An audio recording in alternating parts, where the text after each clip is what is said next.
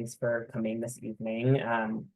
This is the October Community Advisory Group meeting for the Globeville and Elyria-Swansea program of projects. It's a collection of different transportation and infrastructure projects that the department, DOTI, is going to be delivering in the GES community with the GES community over the coming years. We do have quite a bit of construction either happening or recently constructed or about to start. So we certainly want to be giving giving the community information about that. So this is our agenda for this evening. We'll be going over some of those construction updates first, and then we have information about a really exciting project that's coming up here called the North Denver Safe and Slow Streets Project. And then we'll kind of go through what our meeting cadence looks like over the next couple of months as well. So with that, we're going to start with those construction updates, and I'll hand it over to Nora from OB Consulting to share those updates. Thanks, Chris. We're going to cover four separate construction projects tonight. The 44th and Broadway pedestrian improvements, the Lincoln Street underpass, the upcoming construction on the Globeville levee, and Heron Pond. So the 44th and Broadway pedestrian improvements, I think many of you have seen ongoing construction begin, proceed, and conclude. We're happy to say that this important safe pedestrian connection is now complete with the railings at the stairs in. That was the last item to go. This creates safe passage for pedestrians at a really important connection across I-25 at 44th and Broadway. It is a feat of engineering and well worth taking a look, if not walking the whole thing and experiencing it. Moving on to the next one. The Lincoln Street underpass is underway. I'm sure you've seen the construction at the Lincoln Street underpass. It's Lincoln Street under I-70. Traffic is flowing in both directions, but only in one lane with flaggers. New pedestrian ramps are being installed at the intersections on either side of the underpass. The project is currently awaiting the arrival of stormwater inlets. So construction slowed just a little bit in anticipation of those elements of the construction project arriving on site. The Lincoln Street will be repaved coming up during the month of November. We're working hard to make sure that circulation, that we support access in the neighborhood in a way that allows people to keep moving, but also allows the work to proceed. There will be more updates on that as we understand the paving schedule a little bit better. There will also be in December improvements to the 46th Avenue intersection north of the underpass that might result in some circulation changes as well. All of that is being worked on currently to make sure that we can continue to move people in a comfortable way, but also get the work done as quickly as we possibly can. But that's an exciting construction project that is proceeding apace. The next one is Globeville levee. And I can certainly take this, but we've got two members of the design and construction team on the call with us today. Terry and Lauren, I don't know if you would like to jump in here or if you want me to begin and take questions if there are any. Either way, it's fine with me. Yeah, Terry knows this inside and out, backwards and forwards, so I'll let you take it. Sure. We're anticipating beginning construction on the levee project, hopefully around December 1st. Right now, we're just waiting to finish some property acquisitions along 48th Avenue. Once we have those completed, then we will begin construction as soon as possible. Construction will mainly be focused along Emerson Street at 48th and just a little bit south of there. This first phase of construction will include a closure of the South Platte River Trail. We'll be detouring users from 46th around to about just north of 48th Avenue on Washington Street. That detour will be in place until about May of 2025, when the first phase of phase 2 is done. In May, once that work is done, we'll put the trail back in place. We'll put a new trail, a new and improved trail back in place. And we will move to a different section of the South Platte River between 50th and 38th. So we'll be jumping around to different sections of the river between 50th and 38th over the next couple years. And we'll have different detours in place for the trail during that work. And yeah, we'll keep you all informed when that happens, but that's what we're looking at right now. And just as a reminder, one of the reasons that construction will kind of turn on and off related to the levee has to do with the fact that construction can occur only during low water seasons. So generally fall through spring. When the water gets higher, the construction pauses and then resumes when the water is lower. So moving on to our final project, Heron Pond.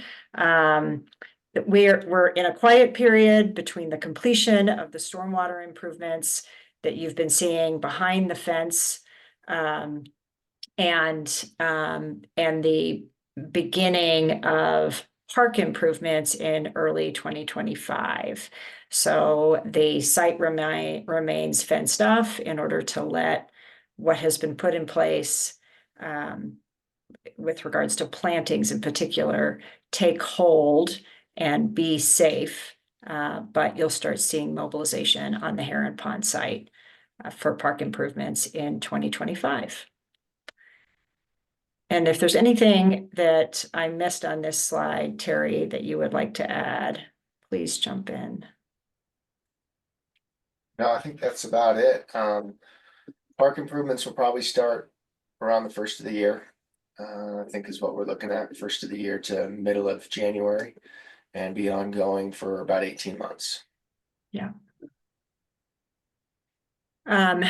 That certainly we can take questions at this point regarding all of these construction projects. I do want to end with a note that because there are so many moving pieces regarding the construction on all of these projects, the 4 today that we talked about are just a handful. We're working very hard to make our communication and construction updates streamlined, timely, consistent, recognizable. So you'll start to see messaging that hopefully you'll recognize at a glance and understand that it's a construction update that you can pay attention to so that moving around the neighborhood is safe and comfortable for you as you follow this construction.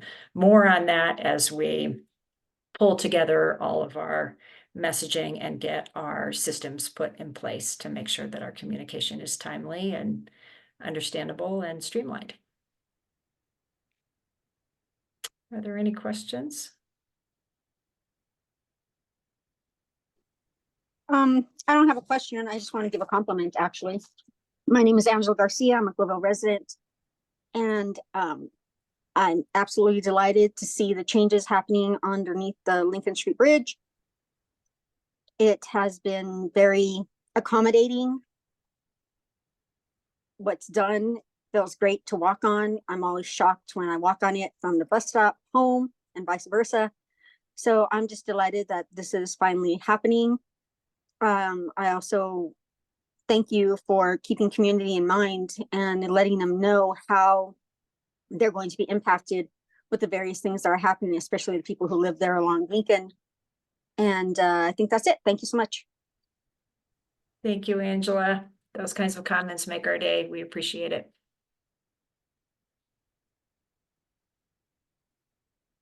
Any other questions, comments, concerns?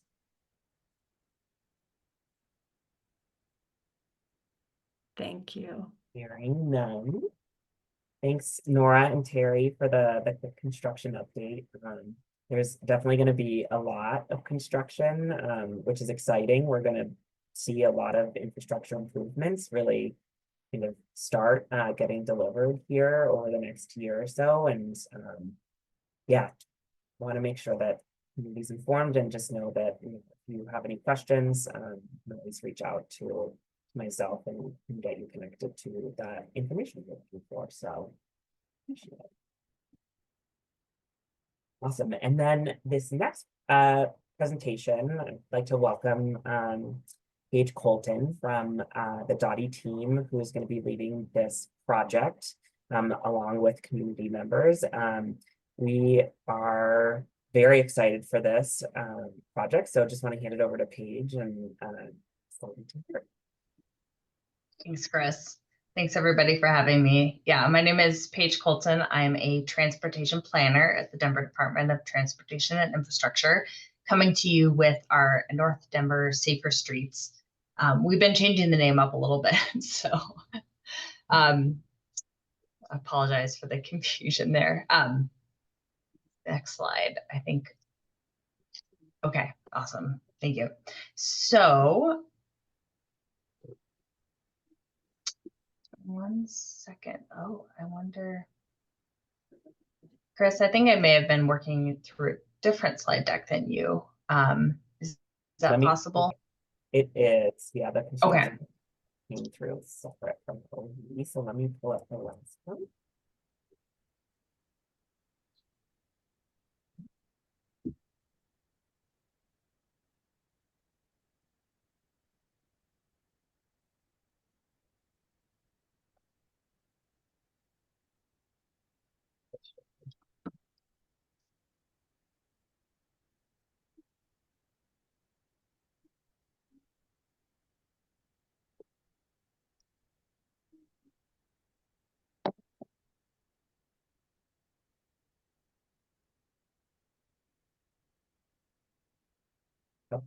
Awesome. Okay. There we go. There we go. Okay. Thank you. So I'm just going to be talking about our approach, our what we're hoping to deliver with this project, our project schedule, and then next steps. So what you should be expecting soon from this project. Okay, so this approach, Community Transportation Network approach. So starting in 2020, DOTI decided to focus transportation investment in areas bigger than individual neighborhoods, but smaller than a council district, where we can really look at how are people walking, biking, riding scooters, taking transit, driving in these neighborhoods, working with community to prioritize investments or shorter term investments that we can make to make all these things easier and safer. And then installing these investments within a 3 to 4 year period. So the goal is to plan, design, and construct these smaller scale improvements within 3 years. So we started in Northwest, Central, and South Central Denver. And the next neighborhood, kind of our next iteration of this, is North Denver. Next slide. So North Denver Safer Streets. We're calling it North Denver Safer Streets instead of Community Transportation Networks because Community Transportation Networks is a bit vague and doesn't really mean too much, I think, to a lot of people, just us who are obsessed with weird acronyms within city government. So our plan and what we have money set aside for is to plan, design, and construct multimodal transportation improvements within the Globeville, Elyria-Swansea neighborhoods over the next 3 years. And the map I have here is just the neighborhood boundaries.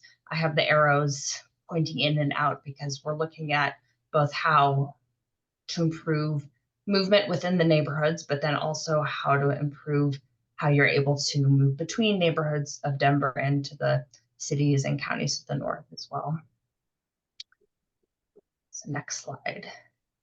So project goals.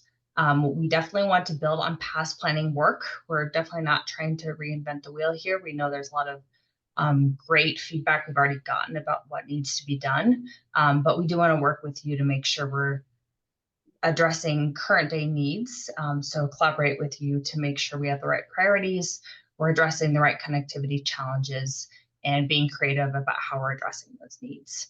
The second main goal is to deliver these smaller scale improvements that meet your needs within 3 years.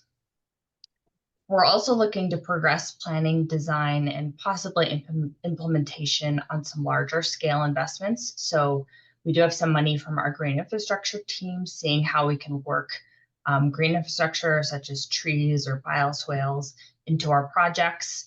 And then we're also looking into a bus priority corridor. So improving East 48th Avenue as a possible bus corridor that goes just beyond Elyria-Swansea into Northfield, into Montbello, Green Valley Ranch.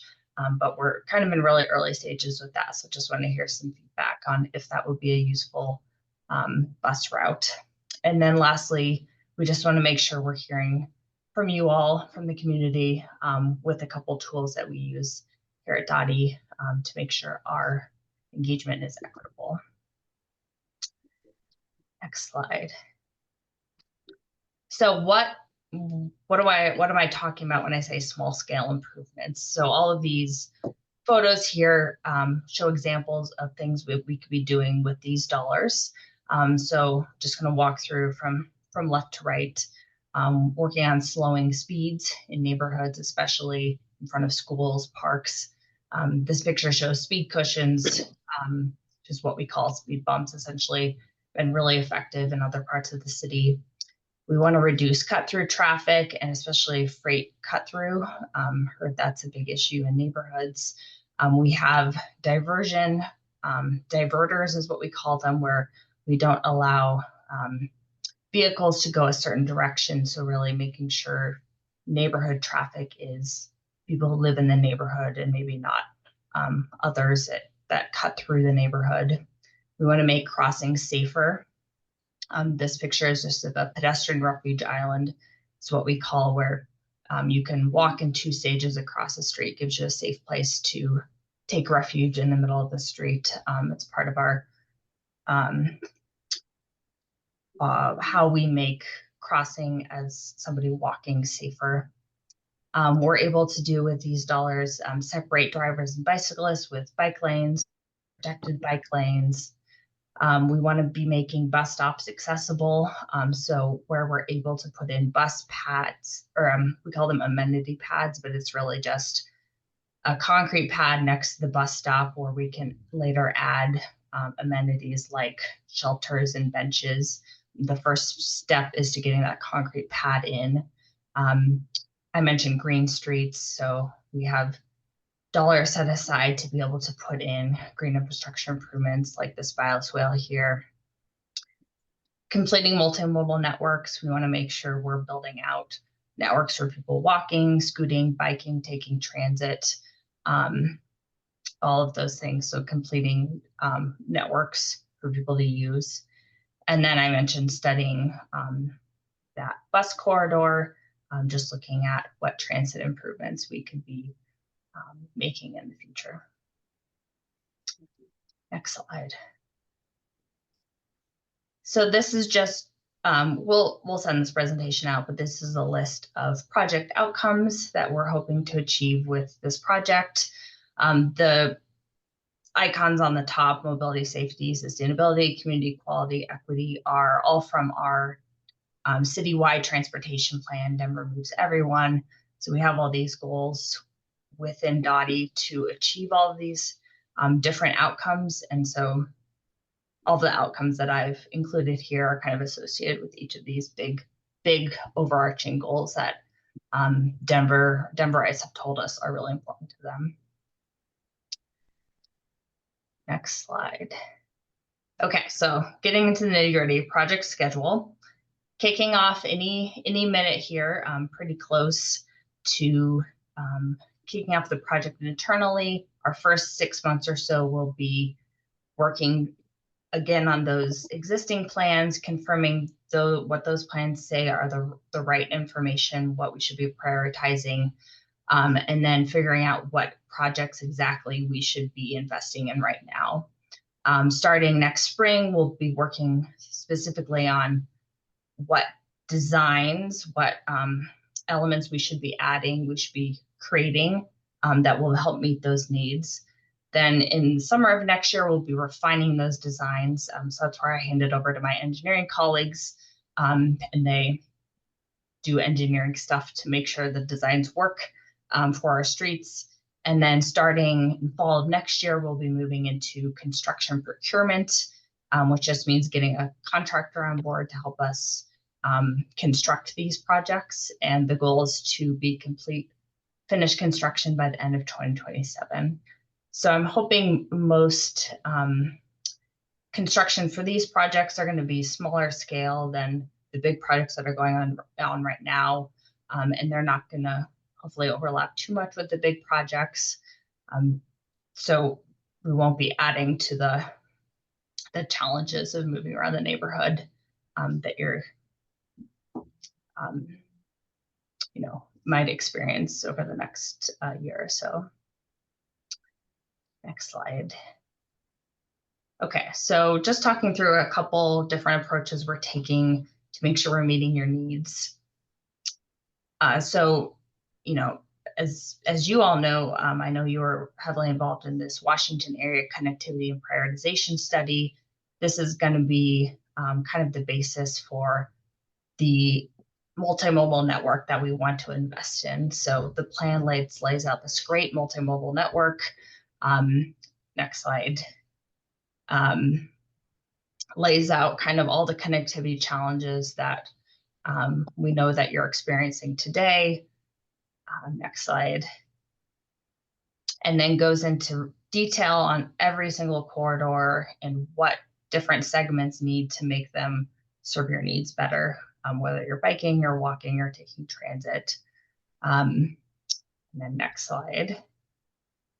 And then really digging into the priorities that have already been identified, that you helped identify, that were sorted, I think, by safety and connectivity, kind of all these metrics that we use to make sure we want to invest in these areas. So this map really shows what those priorities are that you helped identify, and we'll be using this as kind of a starting block for where we want to be making improvements as part of this project, where we want to pay for improvements. And next slide, Chris.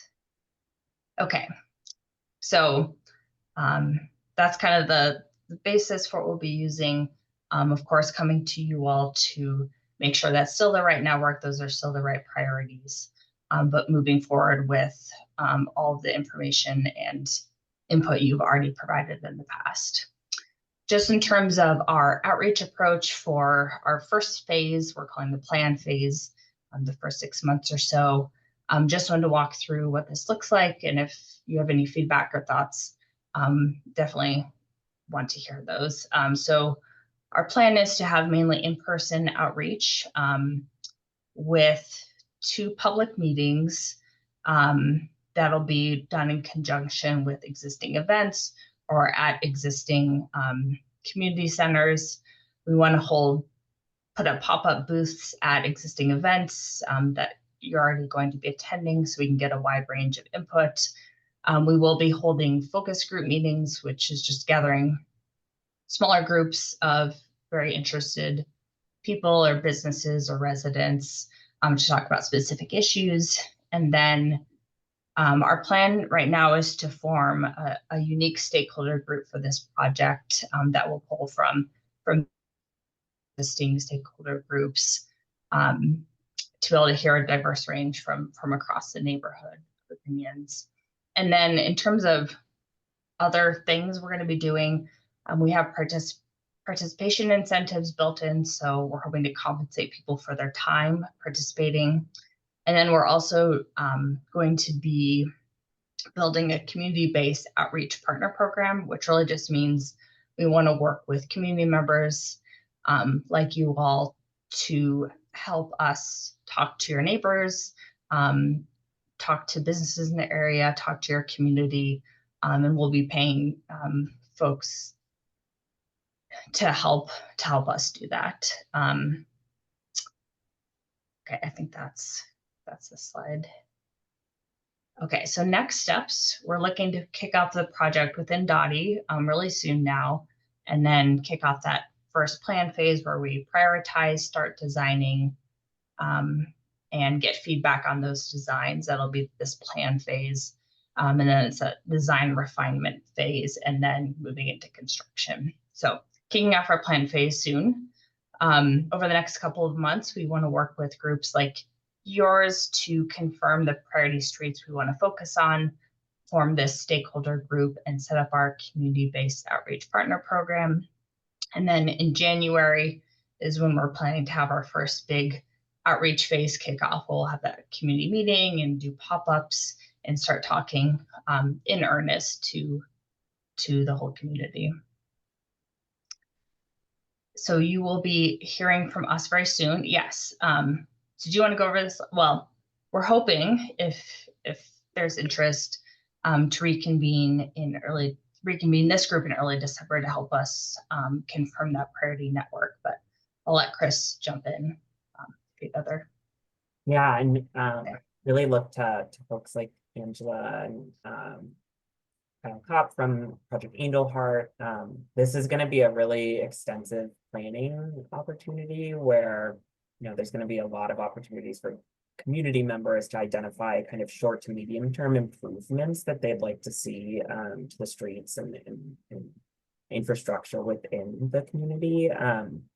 We have been on a little bit of an irregular CAG meeting cadence because many of our projects were kind of finalizing their designs and we're kind of sharing those earlier this year, but we're really kind of ramping up for construction.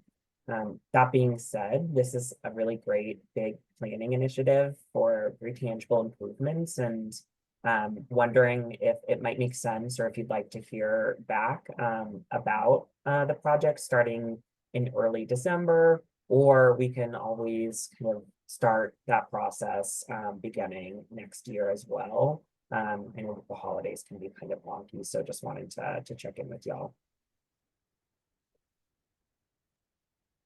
Hey, Chris. First of all, I want to say thank you to everybody involved in doing this. I'm like, this is finally gonna happen. And also, for a way, I know I was part of the group that did the connector, and those are the things we talked about. If we could go to Northfield at least once a month and drop us off so we could go to Target, wherever, and do our shopping and then pick us up and come home. So if there's a way for us to actually get that far and be able to come back and it's consistent and it's safe, that is amazing. Chris, that I want to be a part of it.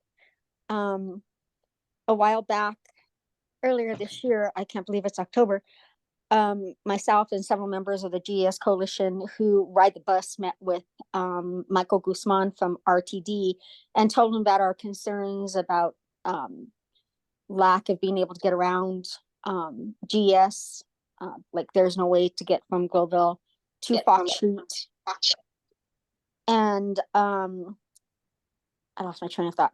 And then and just also, I just want to make sure that if there's people who are going to be riding the bus for these different things, and that it's actually, you have people in the focus group that actually ride the bus and not just want to sit there and give their input. That was one of the things I enjoyed about the connector. They made sure that people actually rode the bus. It wasn't, the same people who come to the meetings because they want to be at the meetings.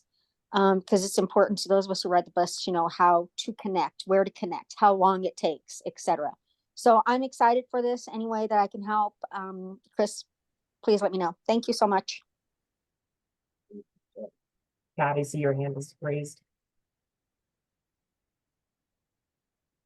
Yes, did you ask for Chad? Yes, Okay, can you hear me okay then, yeah? yes, we can. Very good. We started a small group of bicycle and scooter riders here in Swansea and Elyria. And some of our questions is the first thing, like you guys chuckled about, is changing the name of the CTN. It seems to me that, you know, if you stick with Denver Safe Slow Streets now, we'll do good going forward. Instead of having changes, you know, it kind of throws some people off. So if you're going to call it Denver Safe Streets, how about just staying with it, if you please? And so a couple of questions. I know you've been talking about Washington Street and kind of focusing around the National Western Center. And it seems to be the big push for the city. But I'm wondering, other than you talked about East 48th Avenue going further east, what kind of plans do we have for Northeast Swansea as far as bicycle lanes go? And our push is to get some dedicated or buffered or protected bike lanes from Swansea Elyria area to the South Platte River Trail.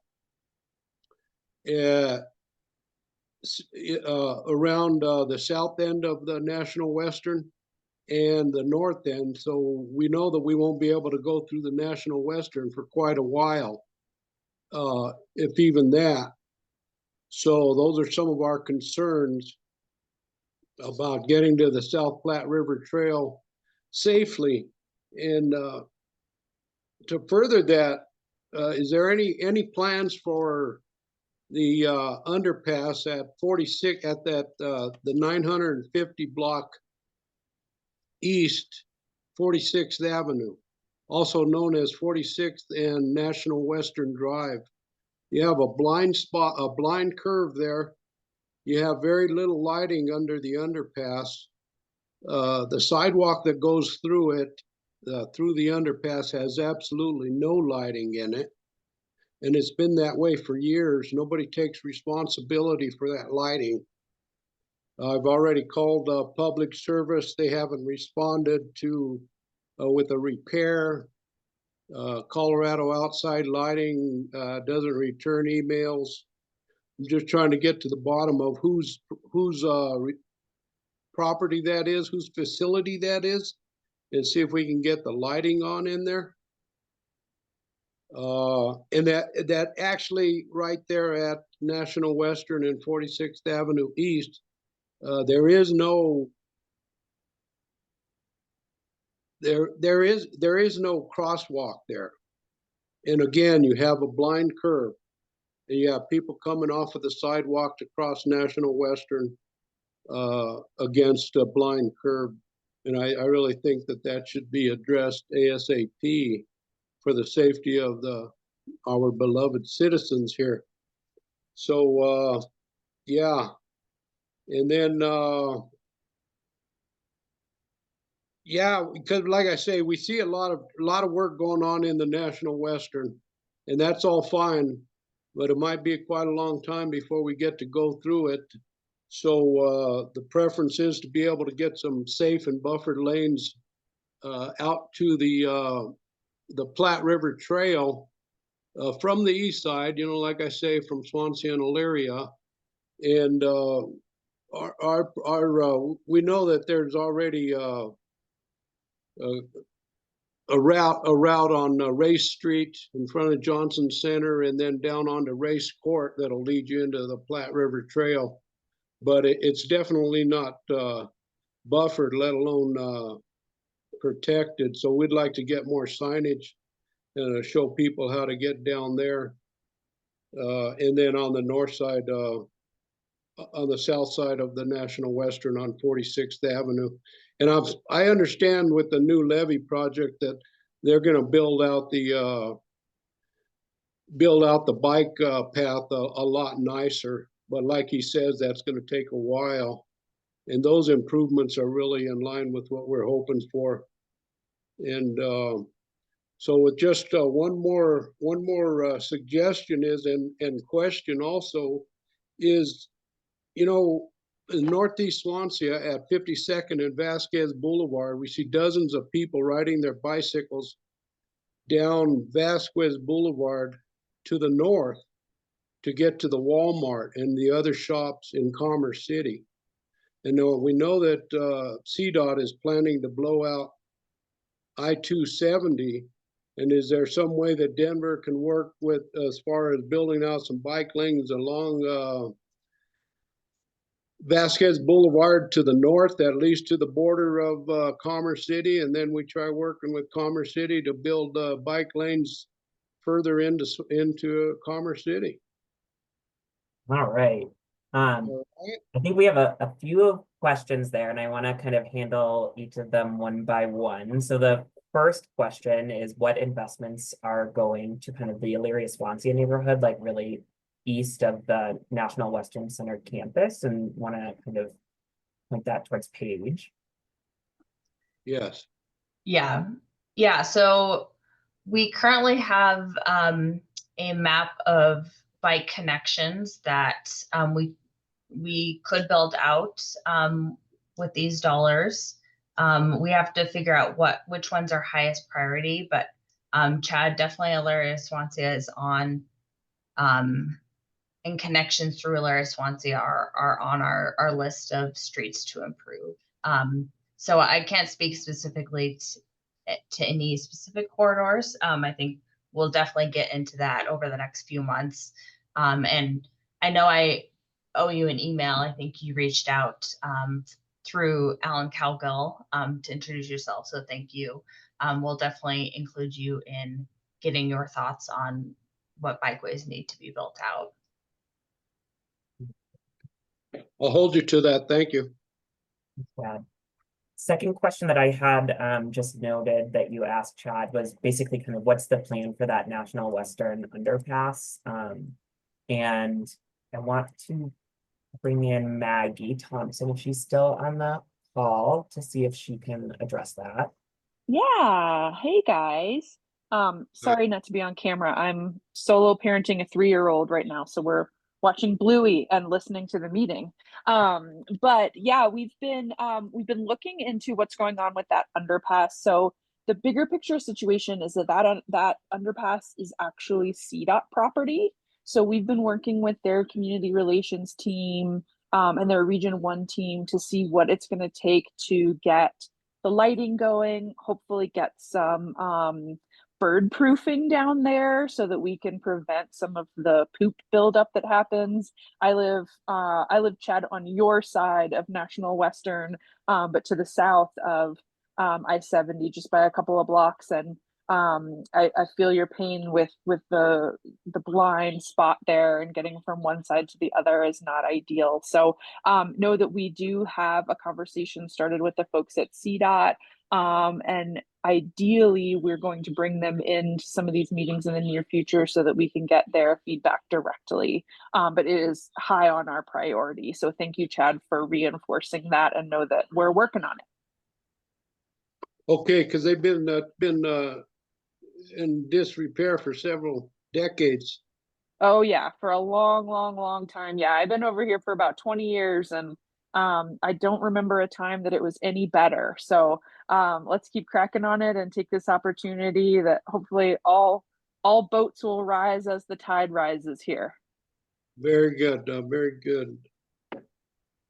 And then Lauren, I saw that you just put a comment in the chat. I'm wondering if you want to chime in with that information just verbally. Yeah, so this isn't at 46, but just a couple blocks north on 48th. It's on the Washington side, the 48th Avenue Greenway project, which will be going into construction in 2026, so still a few years out, but that'll add a trail connection from Washington Street to the South Platte River Trail. And then there will also be a bridge across the river to National Western Center, and that'll be for cars and peds. So that'll be an alternate to taking 46 if you need, if you're a little bit further north. Well, Yeah, I just can. as another option. Yeah.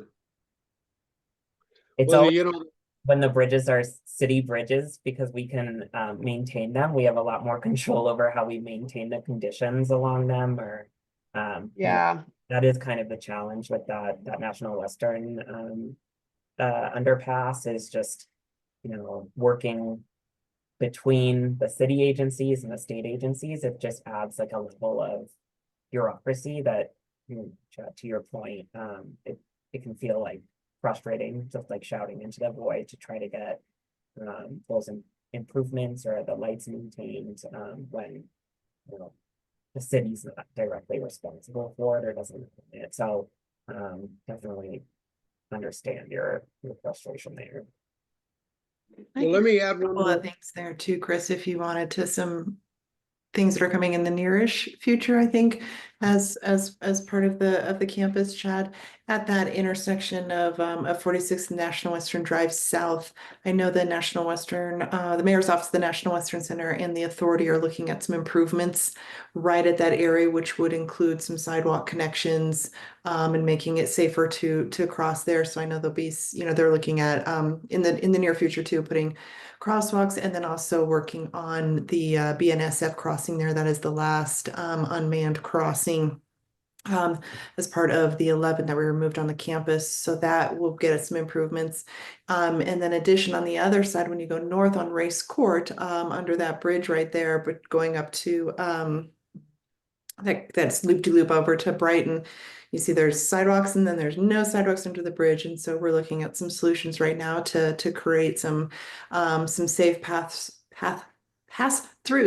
under that bridge sooner rather than later. I know that's in actually in a sort of a good think tank right now of how to get that accomplished, since that bridge was sort of just reconstructed and then but didn't have any sidewalks to it. And then the future pedestrian bridge that will connect the light rail station from Swansea, Elyria-Swansea into the campus, and then connect to the 51st Bridge and the Betty Cram Drive Bridge, which is 48th Avenue Bridge, that we are hoping to start construction on that bridge next year. So a couple Well, of connections coming through. How soon do you think that the National Western would be open to the at Betty Cram Avenue? How soon? How far out do you think that opening will be for residents of Swansea, Elyria? I Or do you think think that bridge is going to be a couple of years out. The levee work has to happen first. And once the levee work is complete, then the bridge and the 48th Avenue Greenway can move forward. And Lauren, you might have more of a timing. I'm thinking we're probably, what, 2 years? The levee's about another year, correct? Yeah. Yep. We have construction starting in 2026, like mid 2026. The bridge will need to be in the low flow season, just like the levee. So the winter of 2026 to 2027 is when the bridge will The be. other piece That's that I why know, oh, go ahead. if you'll allow me, that's why I think the connections at 46th Avenue and Race Court to the South Platte River Drive or South Platte River Trail are crucial for us for the next several years, especially with more signage, because I know there's a lot of people that would like to get to the trail. They just get tied up. They don't know how to get there a lot of times. So we need more signage. So thanks for taking your time. And how say you on that deal as far as Vasquez Boulevard and trails out of the city? Yeah, I'm curious, Paige, do you have any plans as part of the community transportation network to kind of bring in Commerce City in some of those project management conversations? Yeah, definitely want to pull in Commerce City into the conversation, understand what they're doing, what we can coordinate with them on, coordinate with CDOT on. I think Vasquez is a CDOT road. So yeah, collaborating with them to make that connection better, I think makes a lot of sense, Chad. So thanks for raising it. I don't think, as part of this project, we'll be able to build a connection on Vasquez, but it's a conversation we can help advance and see where where it can get to. Yeah, I think it's one of the reasons why Northeast Transportation Connections runs their shuttles from the neighborhoods here to Commerce City, because it's it's our nearest grocer. So thanks a lot, and I look forward to working with you, and I'll challenge you to get out of your booth and get on your bikes and scooters and ride with us, and we'll show you exactly what we're talking about. Definitely. Thanks, Chad. All right. And one thing that Paige hasn't mentioned yet is that we have already been working with Climate Action Sustainability and Resiliency. They have a pedestrian kind of co-creation process that we've been participating in with community, where we have kind of been out in Elyria-Swansea and Globeville on 2 kind of facilitated walks and roles to start kind of capturing that really like on the ground information.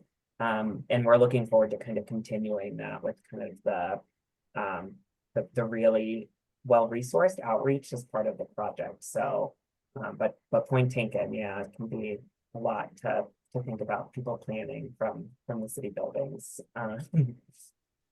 Thanks, Chad. Yeah, thank you guys. Yeah.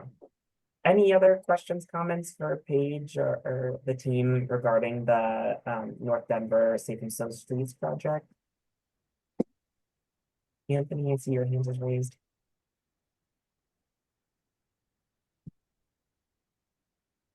Hey, Chris, can you hear me yet?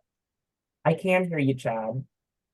I have one more, and it's about the grant that was received in the amount of $35 million, and then some on that for some of the bridges and some of that other infrastructure over there at the National Western. It talked about doing something with some what do they call it? Some brownfields. Yeah. Can you speak to that at all? And is any of that money available for any bike lanes or anything else?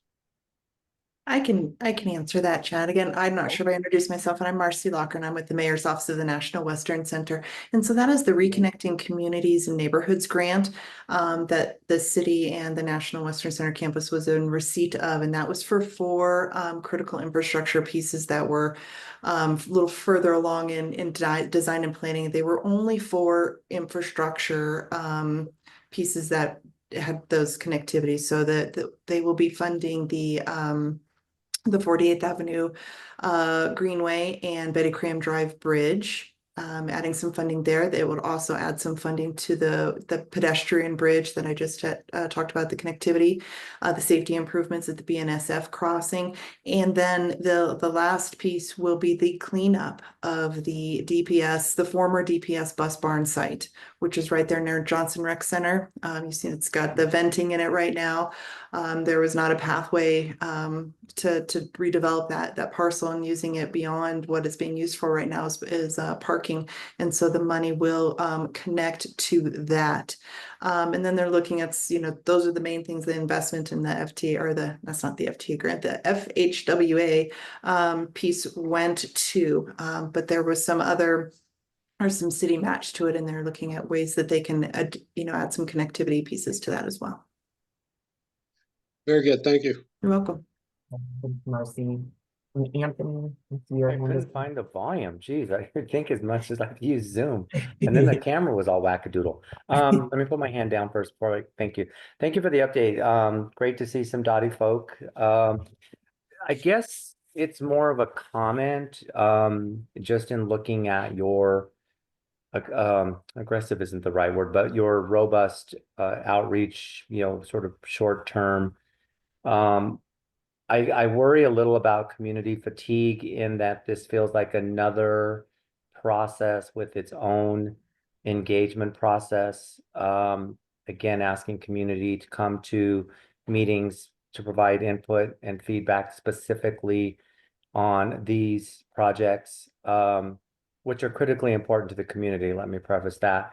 But I'm just wondering if any thought can be given to possibly partnering with existing community meetings already scheduled, where community already is versus another community meeting that you're inviting community to. So I just, we have our National Western Center Community Advisory Committee that meets on a monthly basis, the fourth Wednesday of every month.